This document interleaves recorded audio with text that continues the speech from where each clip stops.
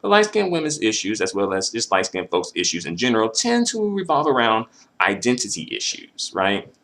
Usually it's not being seen or recognized as black or like black enough.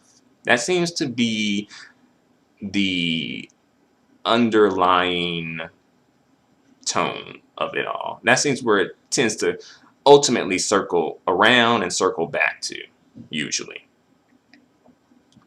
And also, being othered from blackness too. Like, again, identity issues, right? Like, you're not black enough. You don't belong here. Get out of here, white girl. Right?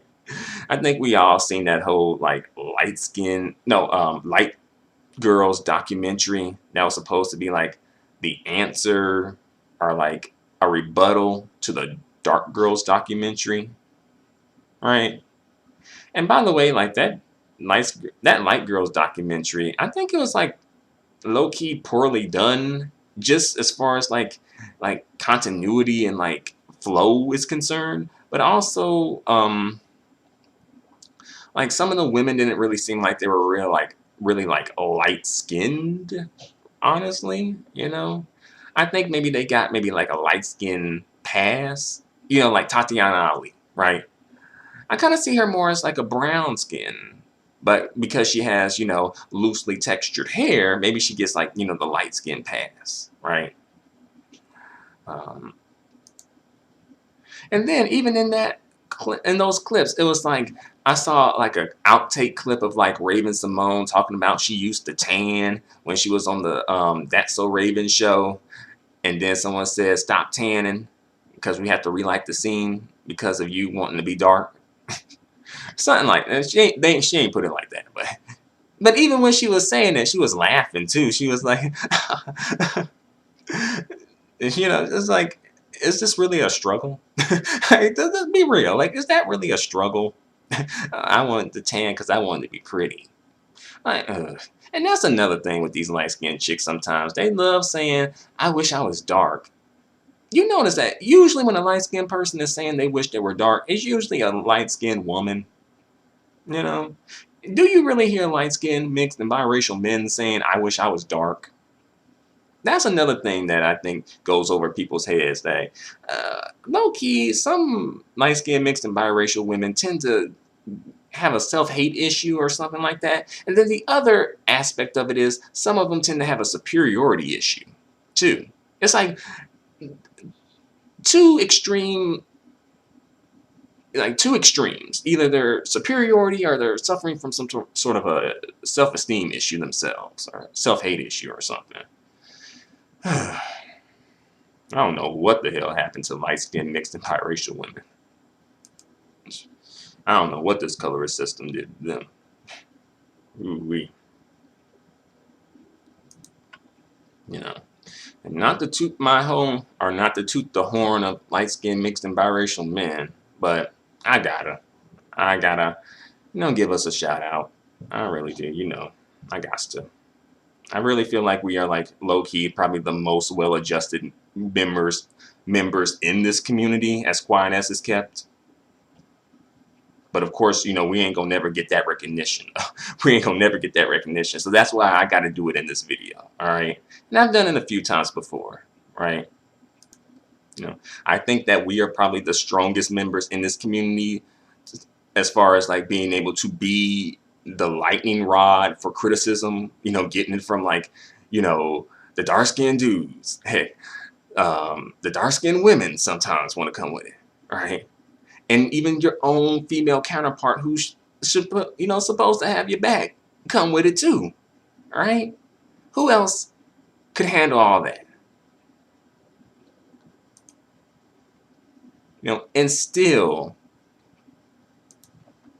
be able to hold your head up high and not be a victim.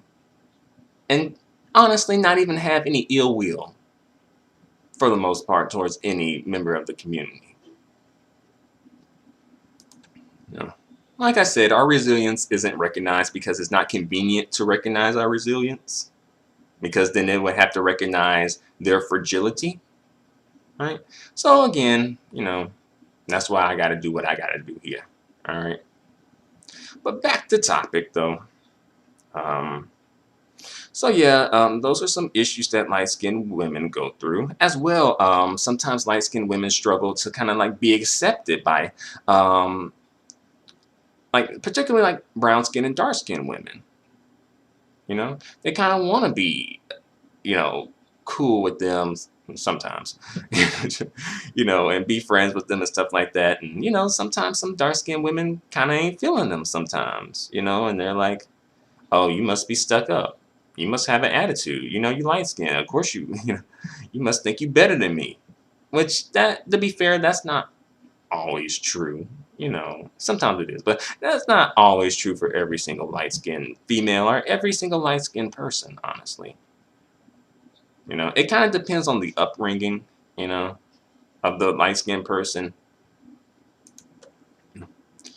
Also, another issue that comes up. Being fetishized by colorists, you know, brown skin and dark skinned black men. Although some of them like it, not all of them. But, you know, that's an issue for some light skinned mixed and biracial women where they're feeling like, kind of like they're being seen in it, like just purely for their, you know, their light skin or their loosely textured hair or exotic eye color. And that's it. You know, it's not, you know, no interest in them as like a human being, right? And, you know, that is something to take note of and to pick up on because, you know, fetishes, right, are dehumanizing, right? You know, just like historically, black people in general have been fetishized, especially by white people. But notice that, you know, they didn't really recognize our humanity within all that fetishization, right? That, you know, Cave Beast was raping black women, but he, you know, laying down with black women and stuff like that. But he made sure to keep that white supremacist system going strong, full force. Because at the end of the day, it was just a fetish, you know. As well, sometimes some brown skin and dark skinned men use light skinned mixed and biracial women as like a quote unquote stepping stone into the White House. You know, as some women have put it, like they don't, like they know what they own and they're not trying to be like their stepping stone to the White House, so to speak, right? Um, and I think that sometimes turns, you know, them off and sort of, you know, doesn't sit well with them because they just feel like at one point or another they just gonna end up being tossed aside for the next chick that's lighter, brighter, and whiter. And I'll say that they are smart enough to pick up on that. Kudos to them, because that does happen. But some women just be getting caught up in that fetishization and being uplifted and put on a dusty, dirty pedestal. You know, so you know, it's something to think about. You know?